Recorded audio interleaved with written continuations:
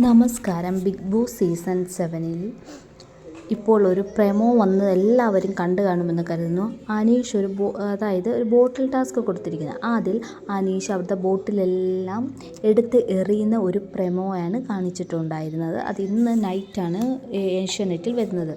അത് എന്താണെന്ന് അറിയണ്ടേ?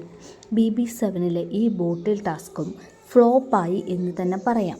അതായത് ഇതും കംപ്ലീറ്റ് ആയില്ല. കാരണം ഇത് ഫുള്ളി ബഹളം, അടി, ചുമ്മാ എന്തോന്നോ ഈ കണ്ടസ്റ്റൻ്റ് അവിടെ കാണിച്ചു കൂട്ടുന്നു.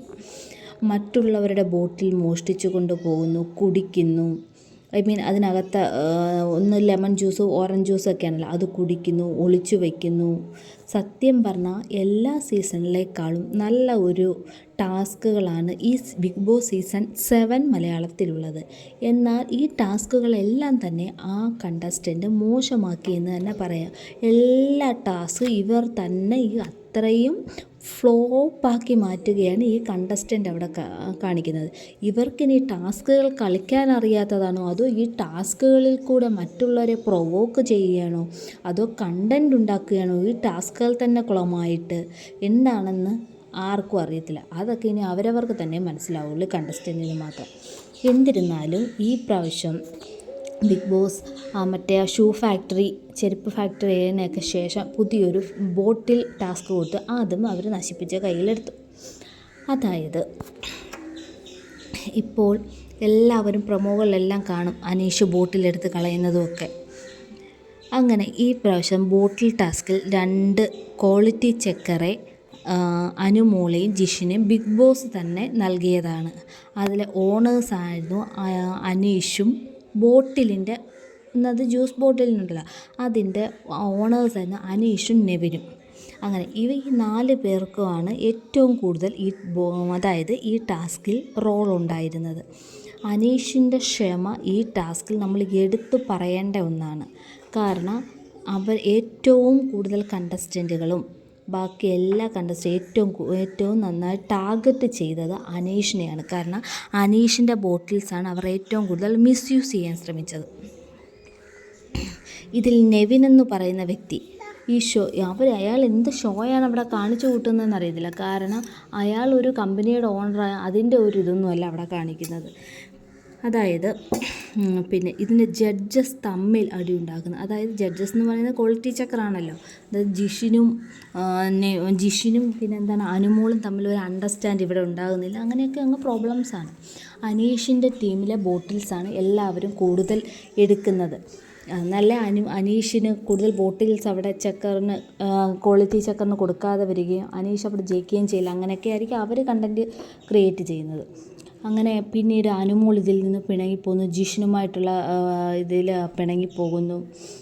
അങ്ങനെ അവസാനം വരെ അനീഷ് അവിടെ ക്ഷമിച്ച് നിൽക്കുന്നത് എല്ലാവർക്കും ലൈവിൽ ഈ ഇത് കാണുമ്പോൾ മനസ്സിലാക്കാൻ കഴിയുന്നതാണ്. ആദിലയും ഒക്കെ എല്ലാ കണ്ടസ്റ്റൻറ്റും ഇതിനകത്തേക്ക് കയറി ഇടപെട്ട് ഈ ടാസ്കിനെ വളരെ മോശമാക്കി. ആദിലയൊക്കെ അവിടെ എന്താണ് കാണിച്ചു കൂട്ടുന്നതെന്ന് വെച്ചാൽ അറിയത്തില്ല. ആദിലയൊക്കെ വളരെ ബോറായിരുന്നു. അനുമോൾ പിണങ്ങിപ്പോയത് കൊണ്ട് ജിഷിൻ അവിടെ മാർക്കിടുകയുണ്ടായി. അതായത് അനീഷിന് 4 ബോട്ടിലും നെവിന് 5 ബോട്ടിലും എന്നുള്ളത് പറഞ്ഞപ്പോൾ അനീഷ് ചോദിച്ചു, അത് നിങ്ങൾ എന്ത് മാനദണ്ഡത്തിലാണ് നിങ്ങളതങ്ങനെ കൊടുക്കുന്നതെന്ന്. അപ്പോഴത്തേക്കും ബിഗ് ബോസ് അനൗൺസ് ചെയ്തു, അനുമോൾ വന്നതിന് ശേഷം മാർക്കിടാം എന്നുള്ള രീതിയിൽ. അങ്ങനെ അനുമോൾ തിരിച്ചു വരികയുണ്ടായി. പക്ഷെ അനുമോൾ ജിഷിനെ സപ്പോർട്ട് ചെയ്യുകയൊന്നുമില്ല. അനുമോൾ പറയുന്നത് എല്ലാം റദ്ദാക്കണം എന്നുള്ളതാണ് അനുമോൾ അവിടെ പറയുന്നത്. റിജക്റ്റ് ചെയ്യുക എന്നുള്ളതാണ് പറയുന്നത്. അപ്പോൾ അനീഷ് അവിടെ ചോദ്യം ചെയ്ത് അവിടെ വാദിച്ച് നിൽക്കുകയാണ് അവിടെ ചെയ്യുന്നത്. അനുമോളോടല്ല, ജിഷിനോട്. കാരണം ജിഷിൻ പറയുന്നത് അനീഷിന് 4 ബോട്ടിലും നെവിന് 5 ബോട്ടിലും എന്നാണ്. അപ്പോൾ അനീഷ് ചോദിക്കുന്നുണ്ട്, ഞങ്ങൾ കൊണ്ടുവന്ന 11 ബോട്ടിലിൽ നിന്നും നിങ്ങളിവിടെ നിൽക്കുമ്പോഴാണ് മറ്റുള്ളവർ വന്ന് ഞങ്ങളുടെ ബോട്ടിലുകൾ എടുത്തുകൊണ്ട് പോയത്. അപ്പോൾ നിങ്ങൾ ചോദിച്ചില്ല, പിന്നെ ഇത് എന്തിൻ്റെ അടിസ്ഥാനത്തിലാണ് മാർക്കെടുത്തത്? അവസാനം ക്ഷമിച്ച് നിന്നൊരു വലിയ അഗ്നിപർവ്വതമൊക്കെ പൊട്ടുന്ന പോലെ ഒരു വലിയ പൊട്ടിത്തെറിയായിരുന്നു അവിടെ. അനീഷുള്ള ബോട്ടിൽസും ഓറഞ്ച് ബോട്ടിൽസും അനീഷിൻ്റെ തന്നെ ബോട്ടിൽസ് അതിനകത്തുണ്ടോ നമുക്കറിയത്തില്ലേ. എന്തായാലും എല്ലാം പറക്കി എറിഞ്ഞു. ട്രേയും അങ്ങനെ എല്ലാം എല്ലാം അനീഷ എടുത്ത് എറിയുകയാണ് ഉണ്ടായത്. പക്ഷെ അനീഷിൻ്റെ ഈ ദേഷ്യപ്പെട്ട് പൊട്ടിത്തെറിക്കുകയാണല്ലോ അവിടെ.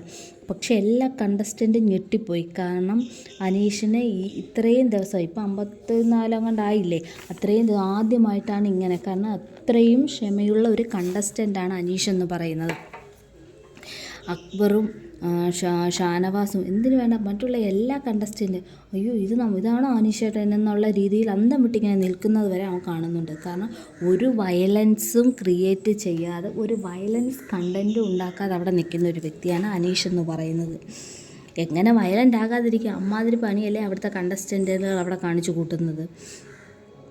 എന്തായാലും അനീഷ് അവിടെ തകർത്തെറിഞ്ഞു എന്ന് പറയാം. പിന്നെ ഈ വേറൊരു ഇഷ്യൂ ഉണ്ടാകുന്നതെന്ന് പറഞ്ഞാൽ ഇനിയിപ്പോൾ ബിഗ് ബോസ് എന്ത് ചെയ്താലും കുഴപ്പമില്ല എന്നുള്ള രീതിക്കായിരിക്കും മിക്കവാറും അനീഷ് അവിടെ പൊട്ടിത്തെറിക്കുന്നത്. എന്തായാലും അനീഷിന് എന്തിനെങ്കിലും ഒരു ന്യായം കാണാതിരിക്കില്ലല്ലോ. കൂടാതെ ഇനിയിപ്പോൾ ലാലേട്ടൻ വരുന്ന എപ്പിസോഡിൽ ഇത് പ്രശ്നം എങ്ങനെ പോകുമെന്നറിയത്തില്ല. നമ്മൾ ഉദ്ദേശിക്കുന്ന പോലെ ഒന്നും അല്ലല്ലോ ലാലേട്ടൻ്റെ എപ്പിസോഡിൽ പ്രശ്നങ്ങൾ നടക്കുന്നത്. ഇനിയിപ്പം എന്താ പറയുക, ഈ ബിഗ് ബോസിലെ ഈ പ്രോപ്പർട്ടീസൊക്കെ നശിപ്പിച്ചു എന്നുള്ളതിൻ്റെ പേരിൽ അനീഷിന് എന്തെങ്കിലും പണിഷ്മെൻറ്റ് കിട്ടാൻ ചാൻസ് ഉണ്ട്. എന്തായാലും അനീഷിൻ്റെ ഭാഗം 100% ശരിയാണെന്ന് തന്നെ പറയാം. എന്തായാലും ബിയുടെ പ്രോപ്പർട്ടീസ് നശിപ്പിച്ചതിൻ്റെ പേരിൽ അനീഷിന് എന്തെങ്കിലും ശിക്ഷ കിട്ടാൻ ചാൻസ് കാണും. പിന്നെ ജയിൽ നോമിനേഷനിലൊക്കെ ഇനി കണ്ടസ്റ്റൻറ്റ് അനീഷിനെ പറഞ്ഞു വിടുമെന്നും നോക്കിക്കാണാം. എന്തായാലും ഈ ബോട്ടിൽ ടാസ്ക് എന്ന് പറയുന്ന ടാസ്ക് അത്രയും നശിപ്പിച്ച് കൊളമാക്കി. ബാക്കിയുള്ള കണ്ടസ്റ്റൻ്റാണ് നശിപ്പിച്ചത്. അത്രയും ക്ഷമയോടെ നിന്നിട്ട് അവസാനം പൊട്ടിത്തെറിക്കുകയാണ് അനീഷ് അവിടെ ചെയ്തത്. ഇതിലിപ്പോൾ ആരുടെ ഭാഗത്ത് ബിഗ് ബോസ് നിൽക്കുമോ എന്തെന്ന് കണ്ടറിയാം. കാരണം ഇതുപോലുള്ള ഫുഡല്ലേ ഇപ്പോൾ നമ്മൾ ആഹാരമെല്ലാം അനീഷ് തന്നെ വലിച്ചെറിയുകയാണ്. ആഹാരം മീൻസ് ഈ ജ്യൂസുകളെല്ലാം വലിച്ചെറിയുക, അതൊരു ഇഷ്യൂ ആവുമെന്നാണ് തോന്നുന്നത്. എനിവേയ്സ് നോക്കി കാണാം. Anyway thank you for watching my videos.